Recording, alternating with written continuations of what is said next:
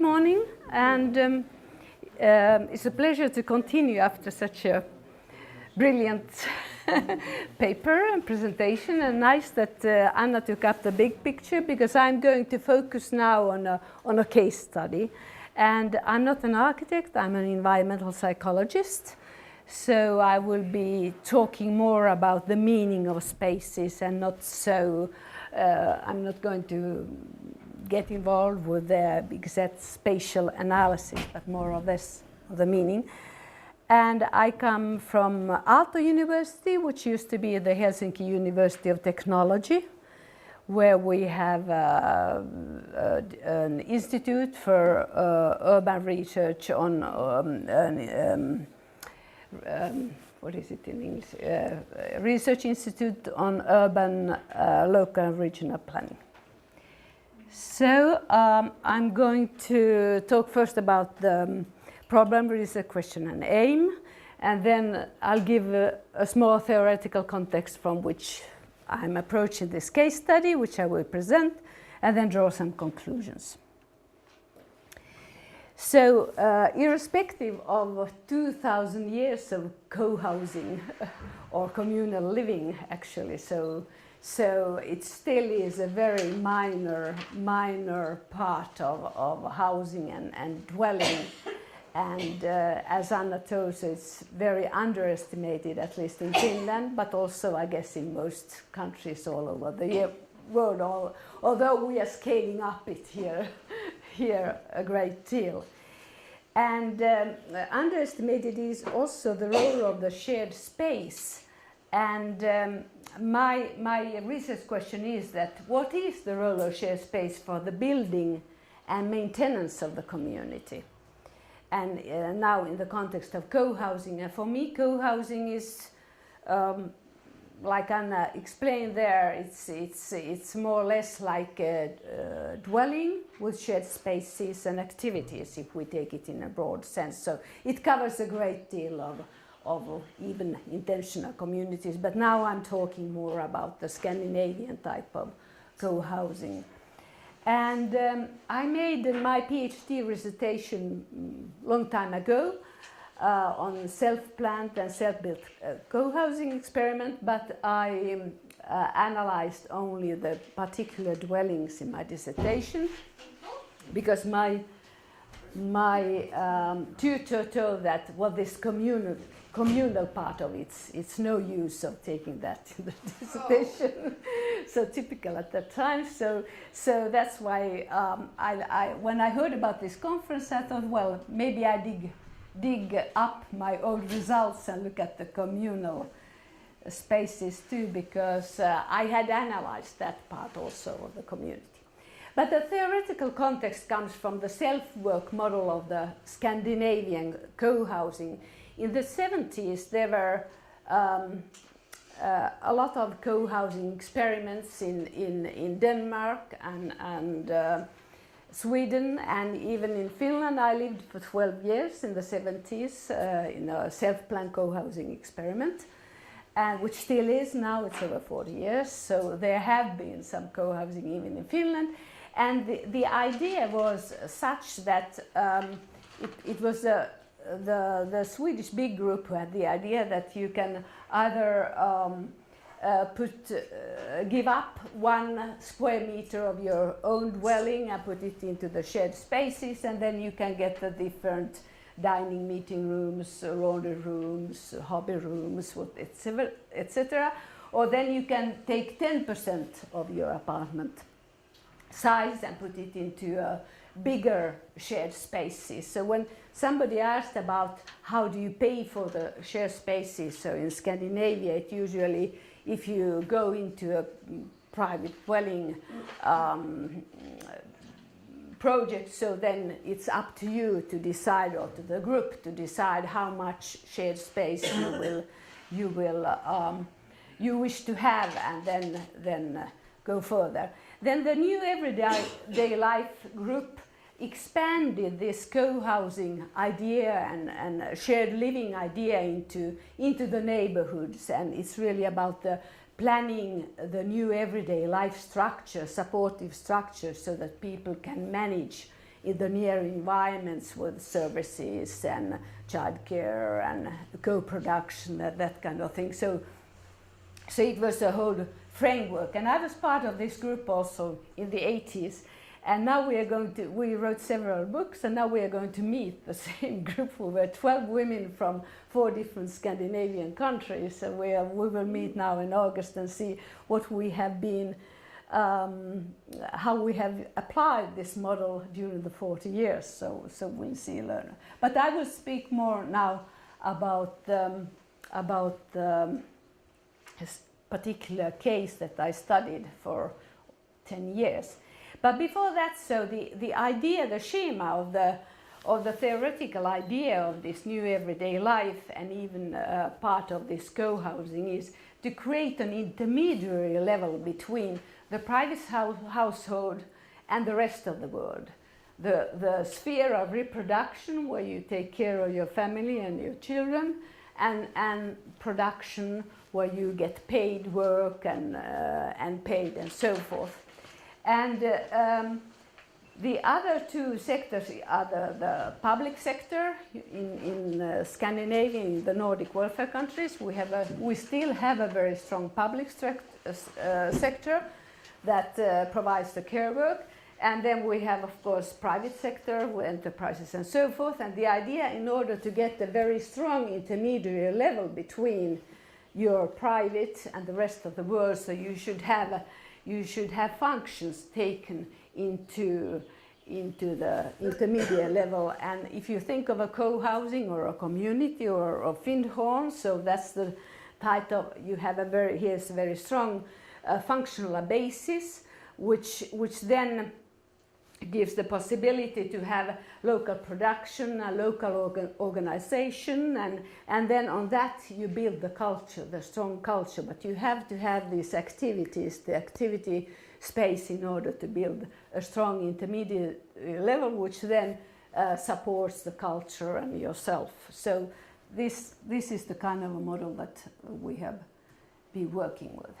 Well, the study itself took actually 10 years. It started in 80s, in 1980, and first by being part of a project where they announced a possibility to build a group building or self-planning or co-housing development for 21 families at the outskirts of Helsinki. And I did my PhD on this dwelling and housing as a psychological environment. So I mostly studied then the individual relationships with the person or the household and the environment. But I'll tell a bit about this story. This was the pioneering group that started. They were the self-planners at 1980. And it was the idea, it was announced by a voluntary housing association that please come and plan and build your houses yourself. And these 21 families got together, and there were also children, and we had all kind of schooling and workshops with them at the beginning. And then the planning started in this small caravan, and they planned and designed their houses during 3 months, 3 times a week, step by step. My husband, architect Heikki Kukkonen, is there, who did his dissertation on the self-planning method, how to plan step by step your community. And we had all kinds of small tools, or dollhouse tools, and different tools to plan the lot, and also then to design the house. And here's the model of the 21 houses, dwellings, and there's the communal house in the center, in front of the Finnish flag. And this is where the difficulty started in 1980, because the building inspectors in Helsinki thought this is not architecture, but this is too sort of anarchist, and they didn't want to give a building permit for this kind of a experiment. And they decided that finally, when we got it after 1 year of fight, so they had to, the colors had to be the same yellow and the same curve in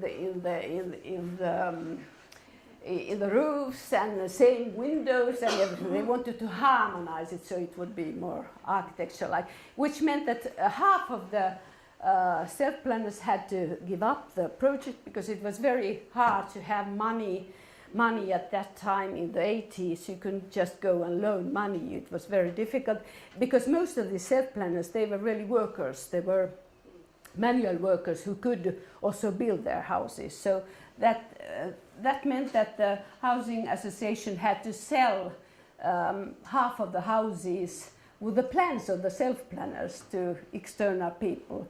So most of these self-planners were rural people with quite patriarchal values and so forth. So then we got more urban people into, so there were sort of two cultures in the project.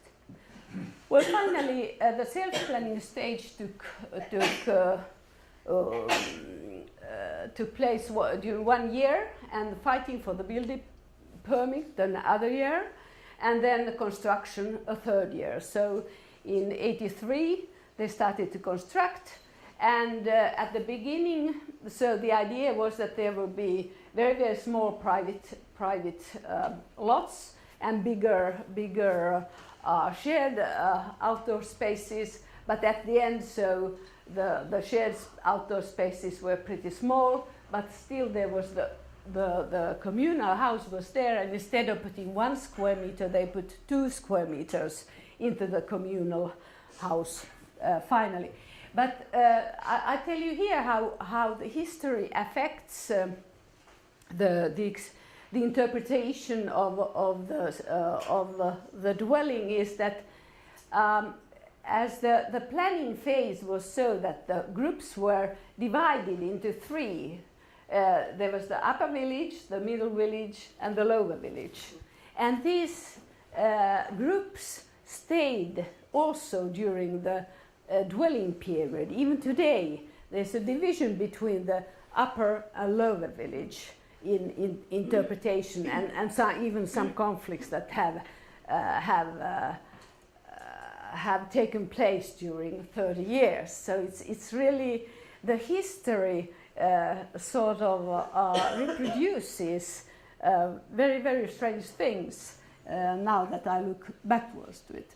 But so anyway, each house, irrespective of the regulations that the architecture should be harmonized, so each house is still quite individual. There is not one single house that was quite similar.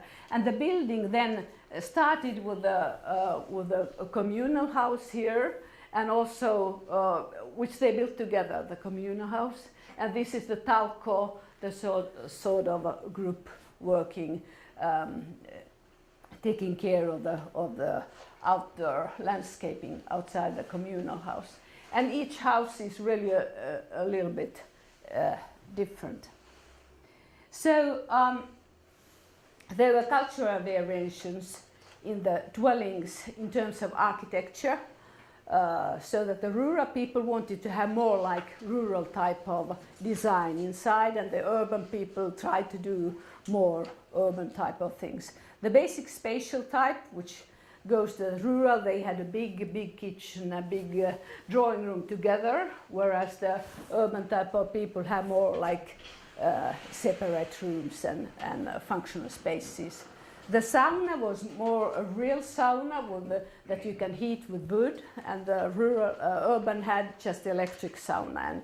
And the garden was different. It was decorative for the urban people, and for the rural people it was cultivating potatoes and berries and that kind of things, and also the style of interior. So in the cultural differences are very clearly reflect into the physical space. But as I studied the individual psychological variations, so there were a lot of course, individual variations because we are all different. So people tend to project pleasurable symbols to their settings. You create the image of yourself, the physical environment, and you avoid negative symbols like long corridors or dark corners or so forth. And also the psychological conflicts are reflected in space, especially in kitchen and bedroom, where you might have some marital disputes. And then there were a lot of provision of psychological well-being, sensuality, big bathroom, sauna departments, therapy, and what I call breathing whole spaces is restorative spaces where you can really relax and be in other spaces than in normal everyday life. And also the self-design or self-planning supported the family dynamics and even gender identity. And I had to take up this gender identity because this is important for the communal house, in terms of the communal house, so that if you only looked at the individual houses, so they could interpret the whole house was sort of both male, female, but the kitchen, the garden and bedroom were interpreted as feminine places, whereas the exterior places and sauna and entry were interpreted as male spaces. And this was because this had a very strong patriarchal population. I mean, the pioneering self-planners came from country, and it's a different culture, the rural people from the urban people. So there were strong patriarchal differences between those two groups too. So and the gender identity really, or person's identity, comes from how much you function in some space and how much time you spend. For instance, in the kitchen, why they interpreted that kitchen is a feminine space is because it was the women who made the food, spent a lot of time in the kitchen, which then also activates something like autonomy and dependency. And this comes to when you said that people like to balance the level of privacy in communities. So it's not only the level of privacy, but they want to balance the level of privacy and community. So it's very, very important to have these two, and these nurture the gender identity images. So I go now to the communal house, which is here to the left-hand side, and one could distinguish that there were two different periods. After the building, so I started to facilitate the social processes there, and during 2 years it was really a period of evolving or emerging community in the ways that there was collective care, hobbies, all kinds of events taking place in the communal house. And it was especially the women who started to come out of their homes and to take care of children collectively and to organize different events. And then the communal house burnt. And it was after burning, it was let out. There were some conflicts also. So there was this period of stagnation. And this reproduced even more the conflicts, and they debated that should they build it again, and should they take it back again. And the new ones, the urbans, said, no, it's a symbol of the rural people. We don't want to have this communal house. And the self-builders said, well, we want to. But during 10 years, they couldn't have it. So it's sort of, one can say that there was two different stages. So during the evolving stage, one can say that the communal house was really an integrator because the men and women stepped out more and they started to organize things.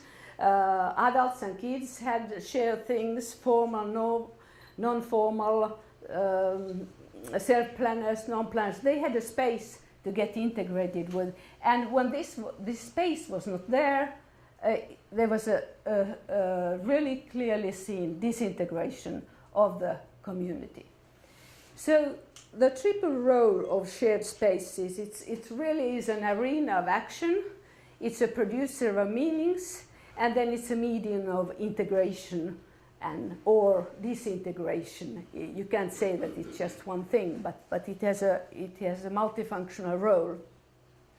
So one can also say that shared space is a necessary but not a sufficient condition for the intermediary level and the communal culture, but it should be there.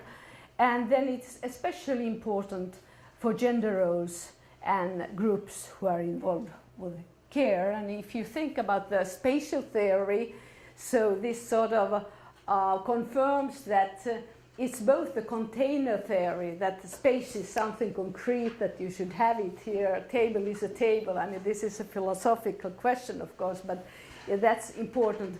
But it's also a very relational theory of space in the sense that space its meaning and interpretation changes according to the culture very much. And then last but not least, space and time together, they are really a very strong medium of collective self-regulation. Thank you.